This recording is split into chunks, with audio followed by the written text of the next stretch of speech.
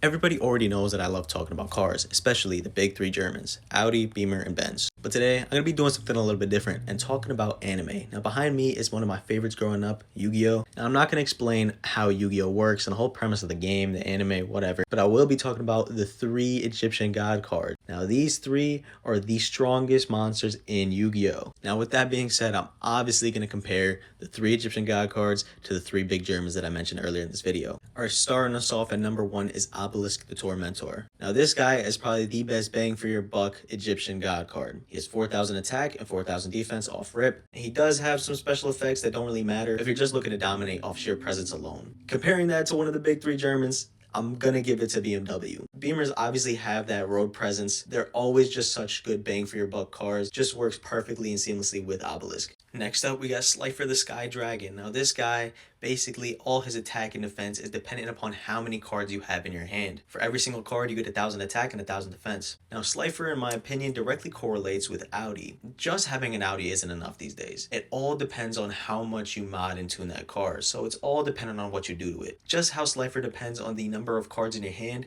Audis depend on how much mods you do to them. Now I know that sounds crazy with BMWs having such insane tuning potential, but I think Audi takes the cake, especially when you're comparing both Slifer and Obelisk, given that Audis can have so much done to them and then surpass BMW itself. Now for the final Egyptian god, we got none other than the Winged Dragon of Ra. This guy is all about sacrificing life points. Pretty much giving up everything you have just to be that much more powerful. Now I'm obviously going to relate Ra straight up to Mercedes. You have such great and luxurious cars, but just to modify them, you're sacrificing everything you have. You're putting thousands of dollars down. There's a reason you don't see that many modded Mercedes on the road. Now, I'm not going to deny that Mercedes makes such great cars, but just look at Brabus, for example. They really take that modding into account. They have such insanely fast, sporty cars, but look how expensive they are. It's the same sort of situation. The Winged Dragon of Ra depends solely on how many life points you sacrifice just to win the game. And it's the same thing for this case with Mercedes. Now, my favorite thing of all is that you can fuse all three Egyptian god cards, Slifer, Obelisk, and Ra,